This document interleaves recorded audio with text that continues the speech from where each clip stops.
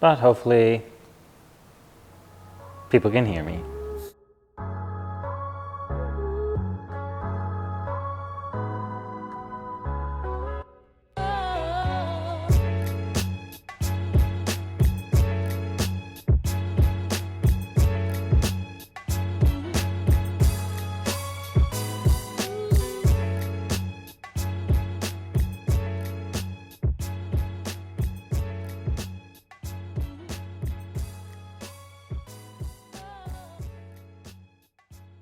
Clayton, does it feel like it's been forever? It does, actually. Because it has been. Has been. The people want content. You're a has-been. People want content. So here we are. Actually, before we even get into what this car is, isn't this the coolest shirt ever?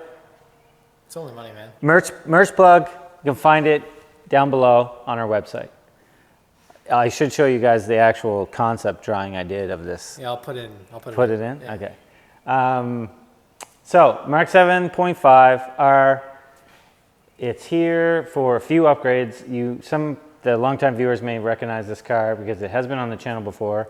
It did have a DB V2 on it, and the car had since been sold and a new owner has it, and he wasn't totally convinced on the reliability of that turbo, has plans to make even more power than what that turbo was capable of. So it now has a Garrett Pmax Stage 2, which would be like the G25 660 on it. So we got the old DB V2, and we're putting in the Pmax Stage 2 Garrett, 600 horsepower. So pretty big turbo. We also did a APR intake, the open intake, and we did the 5-bar map sensors, both of them. So a few upgrades from before. This tune is still just going to be on 91 octane, and as always, our 91 octane is trash, right, Clayton? Damn Very right. trashy. Yep. Kind of like yourself. No, I'm not that trashy. I'm dressed up today. Yeah. Actually. Just came from work.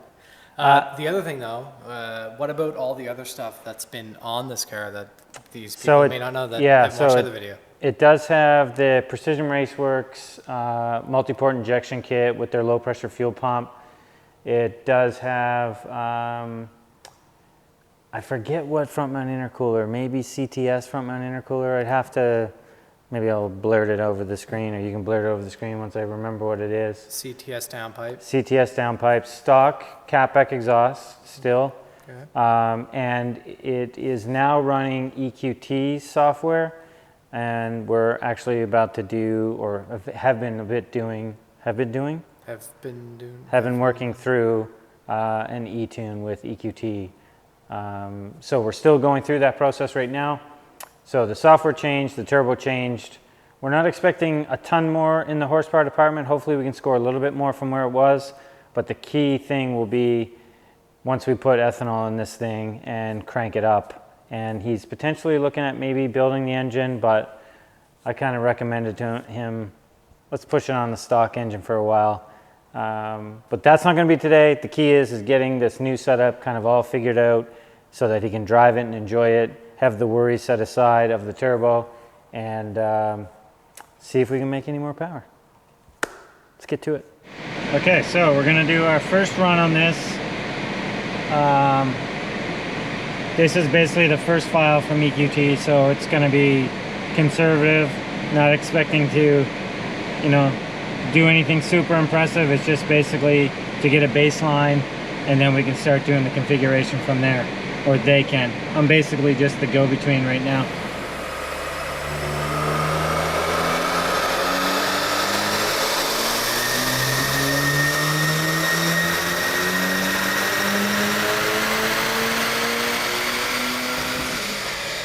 Okay, so we've done maybe 2 or 3 runs so far.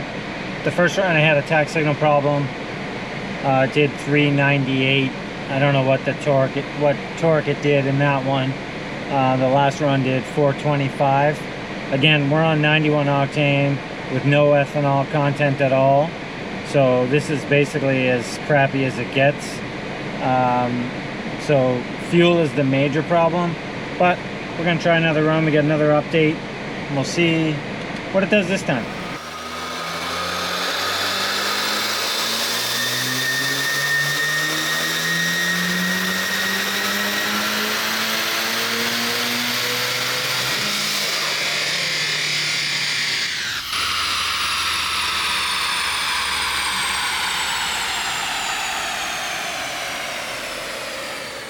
Okay, so I think we're only on revision 5. We're getting close to the end now though. The most it's done I think was 434. Yeah, I think it was 434. So a little bit of cleanup. We're going to do another run here now.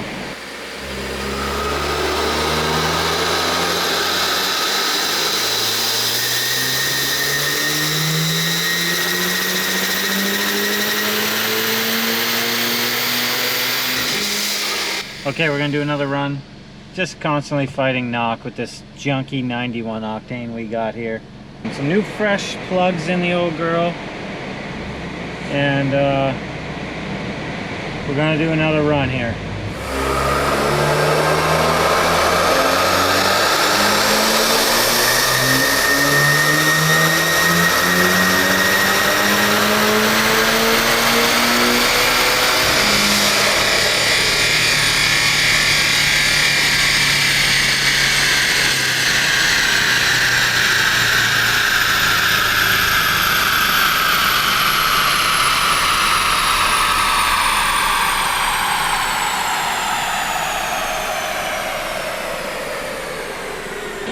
Does it sound fast, Clayton?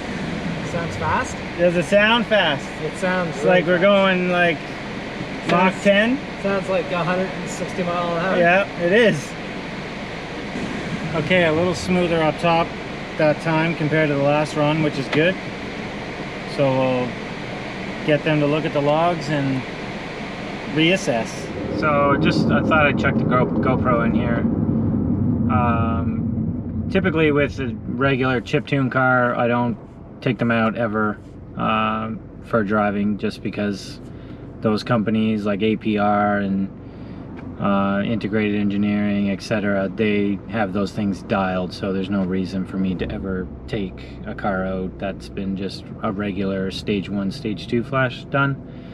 But with this one, since we had a bunch of stuff apart, as always, we take it out for a little drive. Also, although I had it on the dyno, which we did obviously the bulk of the tuning, we still need to log it on the street just to make sure everything is good. The dyno replicates the road very, very well, but depending on gear and load and hill and all that stuff, and with it being all-wheel drive, we want to make sure that everything is 100% before giving it back to the owner. So, car's all up to temp and everything now. I've been driving it for a couple minutes, and we're going to do just probably 1 or 2 pulls just to make sure everything is good, as long as traffic is decent, which it really isn't. So we'll get back to you when we can do that. Okay, a little pull here just for some logging.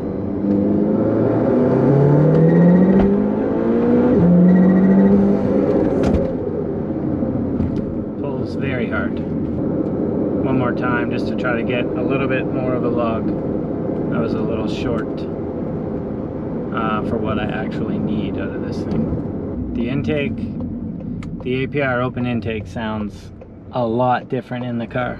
I am happy that I have a dyno, because doing this stuff on the street is just asking for problems. I did a lot of that when I was younger, and a lot of street tuning on a lot of very good horsepower cars, and man, some of the cars, based on the gearing and stuff, what we had to do was not ideal for road use.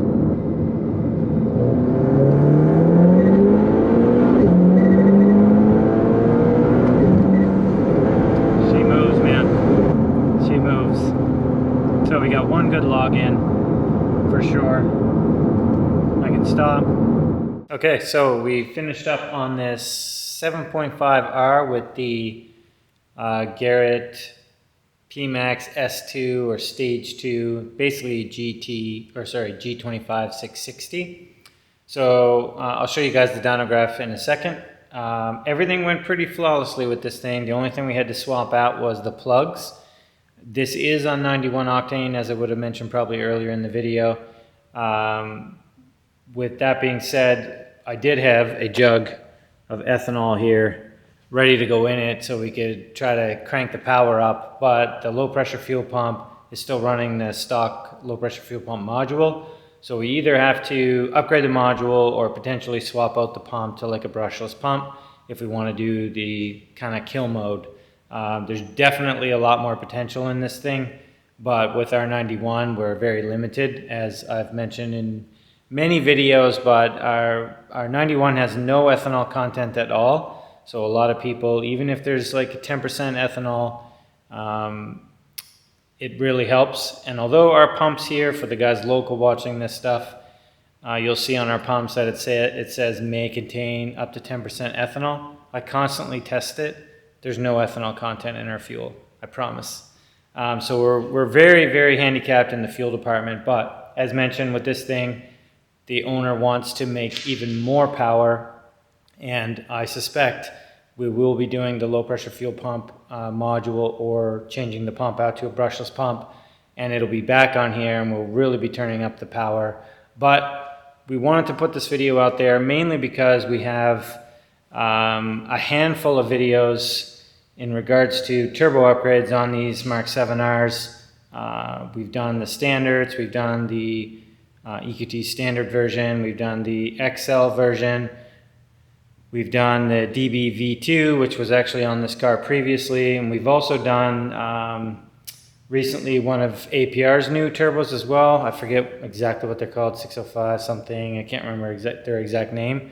The dyno was down the day that we finished that car up, but it's scheduled in, I think, in a week or two's time. So we'll have that content. It's actually on an S3, but same sort of deal. So we'll have some dyno numbers on that car as well, or with that turbo. And one thing I will mention as I show you this, so this one did 434, 396, and we've done countless runs on this thing at this point. And I will mention, the one thing to keep in mind when comparing all this stuff is these are all different, even with the videos that we've had with the different turbo upgrades and stuff like that. These all have their own specific modifications. So as I've mentioned in previous videos about doing comparisons and stuff like that, these aren't all apples to apples comparisons. So when you're looking at one turbo versus another turbo, especially on our channel anyways, all these cars have a different slew of mods. So really pay attention to the upgrades that are on it if you're trying to compare things. For example, the S3 that we're going to have on here, we'll likely do a video of it with the new APR turbo setup. That has basically completely stock fueling, stock low pressure fuel pump, stock high pressure fuel pump. It's just the turbo upgrade on it. So when you're trying to compare it to something that has upgraded sensors and multi-port injection and all that stuff, clearly it's going to make a huge difference.